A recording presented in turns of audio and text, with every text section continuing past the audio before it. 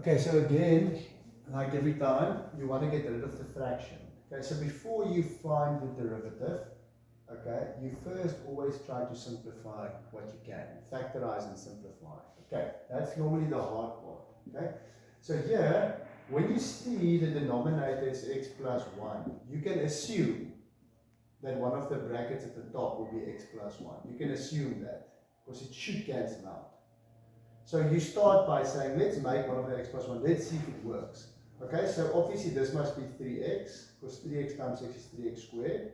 This must be negative 7, so this can only be negative 7, nothing else, because negative 7 times 1 is negative 7. So you're assuming this is going to work. Now you just check.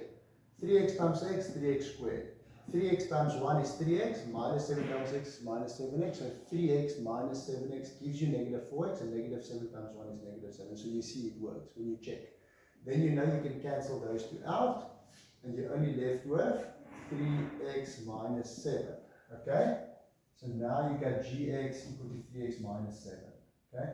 And now you can get the derivative, so you can say therefore the derivative would be 3. Okay, so that last part is now easy.